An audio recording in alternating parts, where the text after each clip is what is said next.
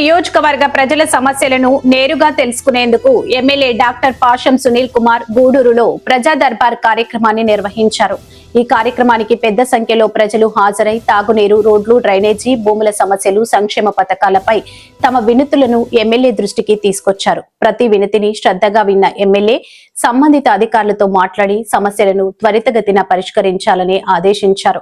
ప్రజల సమస్యలకు న్యాయం జరిగేలా చర్యలు తీసుకుంటామని, ప్రజలకు అందుబాటులో ఉండటం తన బాధ్యత అని ఎమ్మెల్యే పాషం సునీల్ కుమార్ తెలిపారు. ఈ కార్యక్రమంలో స్థానిక నాయకులు, అధికారులు, పార్టీ కార్యకర్తలు పాల్గొన్నారు.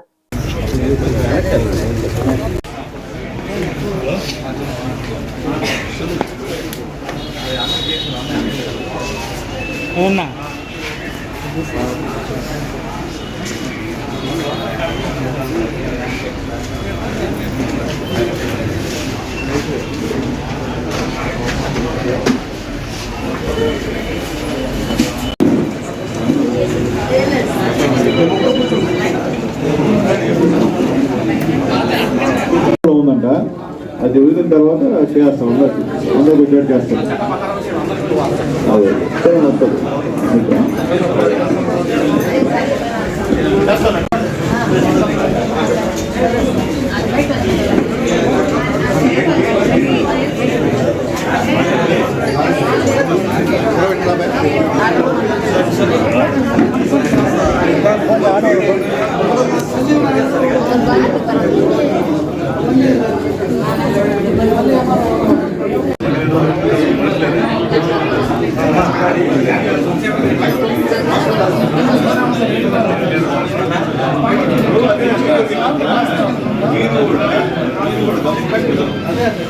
మీరు గమ్ముంటే వాడు అవసరం పెట్టండి.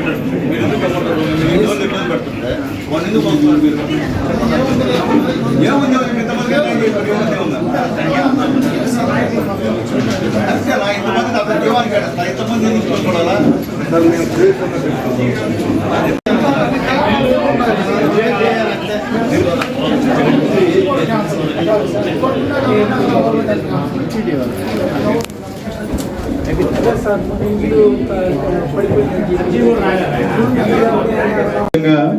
మనకు వస్తే సివిల్ సప్లై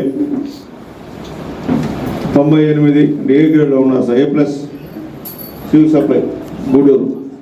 తర్వాత ICDS ఏమ్మ 98 మీరు కూడా.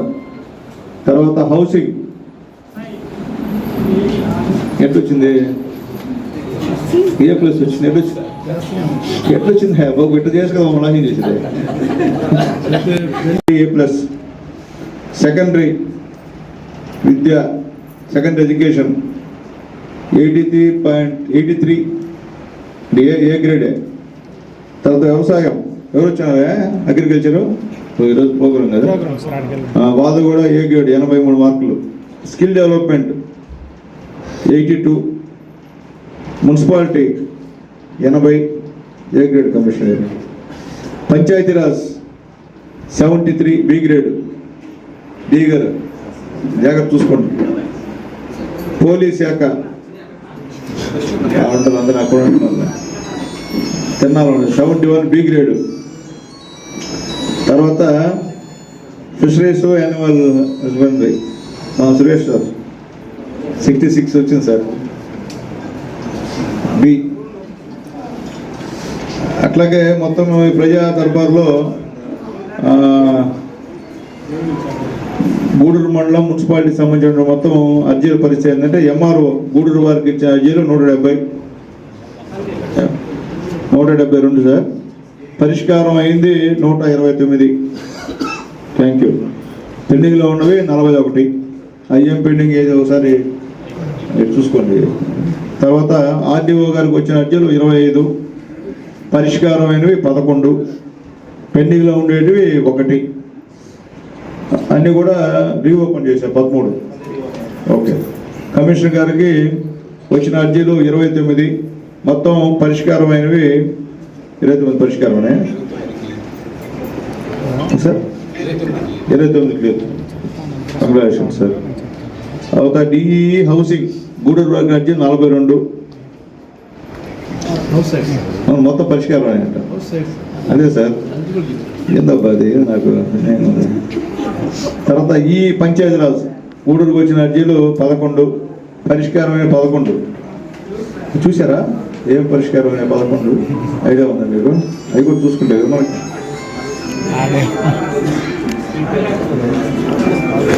ఓకే, 12 వచ్చినాయి, 12 కూడా పరిష్కారం అయినాయి. అలాగే ఎంపీడీఓ గారికి వచ్చిన అర్జీలు 16 మొత్తం పరిష్కారం అయినాయి. ఇతర అధికారులు వారికి అర్జీలు పరిష్కరించడం జరిగింది. తర్వాత 6/2వ తేదీ ఎంఆర్ఓ గారికి వచ్చిన అర్జీలు వచ్చి 37 ఇప్పటి వరకు పరిష్కారం కాల. 6వ తేదీ మున్సిపల్ కమిషనర్ గారికి 6 వచ్చినాయి, అవి పరిష్కారం అయిపోయాయి. ఎంపీడీఓ గూడూరు వారికి ఇచ్చిన పరిష్కారం చేశారు. అది ఇట్లా ఈ విధంగా ఇచ్చారు. ఇంకా కూడా టోటల్గా నాకు ఇచ్చిన రిపోర్ట్లో ఉంది. అంటే ప్రతి డిపార్ట్మెంటు అంటే 5 డిపార్ట్మెంట్ దగ్గర నుంచి పంచాయతీరాజు, ఆర్ఎండ్బి, హౌసింగ్ మొత్తం ఎన్ని మార్కులన్నీ కూడా అన్నీ కూడా నా దగ్గర ఇచ్చినాం. నెక్స్ట్ మీటింగ్లో నేను మర్చిపోయాను, అది తీసుకొచ్చి ఒకసారి చేస్తాను. ఎందుకంటే మీ అందరి పనితీరు మీద కూడా రివ్యూ పెడుతున్నారు. మీరు బాగా పని చేయకపోతే మాకు మైనస్ చేస్తున్నారు. మీకు అర్థమైంది? అధికారులకి రిక్వెస్ట్ చేస్తున్నానండి, మీ డిపార్ట్మెంట్ బాగా పని చేయకపోతే అది ఎమ్మెల్యే ఖాతాలో మైనస్ వస్తుంది మాకు. మేము అన్నింటిలో A+ వచ్చాం, వీటిల్లో B వచ్చాం. దానికి కారణం ఏంటంటే మీ డిపార్ట్మెంట్లో బాగా పని చేయకపోతే అన్నీ కూడా ఎమ్మెల్యే వల్ల పని చేయట్లేదు, ఎమ్మెల్యే సక్రంగా కోఆర్డినేట్ చేసుకోవాలంటే అపోహ మా పైన వస్తుంది. కాబట్టి నెక్స్ట్గా పని లేకుండా కొద్దిగా కోఆపరేట్ చేయండి. ఇప్పుడు దాకా మీకు కూడా తెలియదు కదా విషయము, వాస్తవ పరిస్థితి. మళ్ళీ మీ కలెక్టర్ గారు కూడా మీతో రివ్యూ చేస్తారు. నిన్న మొన్న కలెక్టర్ SP గారి సమావేశాలు జరిగాయి దీనిపైన, అది కూడా రివ్యూ చేస్తారు. కాబట్టి దయచేసి మేము చెప్పేది అంటే పేదవాడు నమ్మకంతో మనకు అర్జీ ఇచ్చినప్పుడు అవి పరిష్కరిస్తేనే, లేకపోతే ఒకే అర్జీ 10 సార్లు వస్తే మనం పరిష్కరించకపోతే ఇబ్బంది అయ్యేటువంటి కార్యక్రమం. నేను మళ్ళీ మీకు రిక్వెస్ట్ తెలియజేస్తున్నా, పరిష్కారం కాదు అంటే చెప్పేసేయండి. ఈ పరిష్కారం కాదని తిప్పించుకోవద్దు. తిప్పించుకున్న వల్ల చెడ్డపేరు, మాకు చెడ్డపేరు, గవర్నమెంట్ చెడ్డపేరు, మీకేముండదు. అయితే లేకపోతే అట్లొద్దు. ఉన్నంత వరకు మీరు బాగా చేసుకుంటే మీ ఎమ్మెల్యే మీతో కోఆపరేట్ చేసేవాడే, మిమ్మల్ని ఇబ్బంది పెట్టేవాడు కాదు మీ ఎమ్మెల్యే. కాబట్టి మీరు పనిచేస్తే నాకు మంచి పేరు వస్తుంది, నాకు మంచి పేరు వస్తే గవర్నమెంట్కి మంచి పేరు, ప్రజల్లో కూడా ఇబ్బంది లేకుండా. ఎందుకంటే పనిచేసే గవర్నమెంట్ కాబట్టి.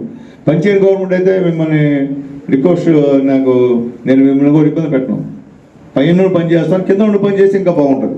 పైన వరకు బ్రహ్మాండంగా చేస్తున్నారు, గ్రాస్ లెవెల్ నుంచి ఇబ్బంది అయ్యేటువంటి కార్యక్రమం. వాస్తవం పోదాం, మనం ఊరికే మనం మాటలు చెప్పుకోవడం కాదు, మనం ఇలా చేస్తున్నామని. వాస్తవంగా గ్రాస్ లెవెల్లో మీరు పనిచేస్తే కాన్స్టిట్యున్సీకి మంచి పేరు వస్తుంది. మీరు పని చేయకపోతే మాకు టోటల్గా అంతా కూడా ఇబ్బంది అయిపోతుంది.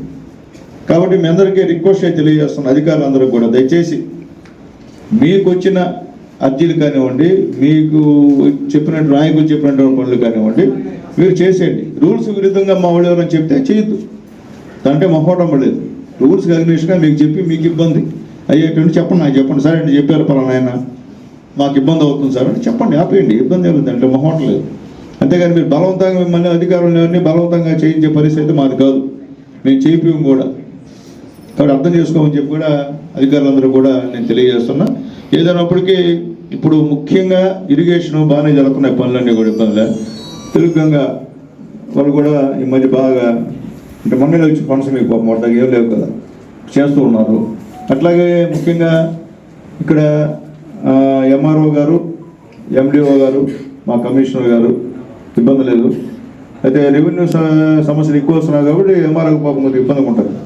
కాబట్టి పేదవాడు వచ్చిన అర్జీలని కొద్దిగా చూసి గట్టిగా చూసి పరిష్కరించండి ఎంఆర్ఓ గారు.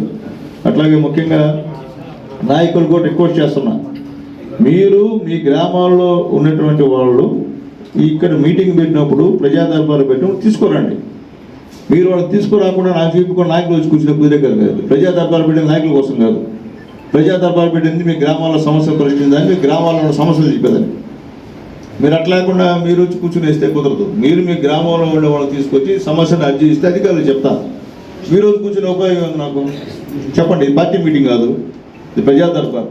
ప్రజా దర్బార్ అంటే మీ గ్రామాల్లో ఉన్న సమస్యలు తీసుకొచ్చి అందరూ రాకపోయినా ఒకరిద్దరు ఆ గ్రామం నుంచి ఒకరిద్దరు వచ్చి రిప్రజెంటేషన్ ఇస్తే ఎంఆర్ఓకి పలానా వాళ్ళు చాలా తెలుస్తుంది, ఎంఆర్ఓ గారు కూడా చెప్తాం, అధికారులకు చెప్తాం.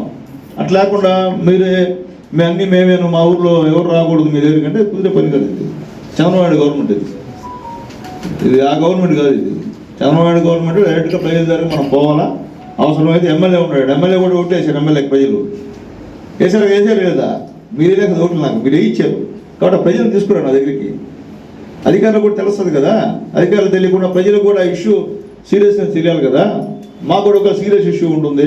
మీరు ఎక్కరు వచ్చి రెప్పటి ఇచ్చారనుకోండి, మేము పట్టించుకోం, స్పందించాం. అదే కానీ జనాభా వచ్చారనుకోండి, ఖచ్చితంగా అధికారులు అందరూ స్పందిస్తారు. ఇప్పుడు పేపర్లో వేస్తేనే ఎందుకు స్పందిస్తున్నారు అధికారులు చెప్పండి. ఇప్పుడు దీనికన్నా మనం ప్రజా దర్బారు పెట్టి ఒక ఇష్యూ చెప్తే అంత ఇంట్రెస్ట్గా చేయరు వీళ్ళు. అదే పేపర్లో కన్నా చందాలుగా రాస్తే అప్పుడు చేస్తారు.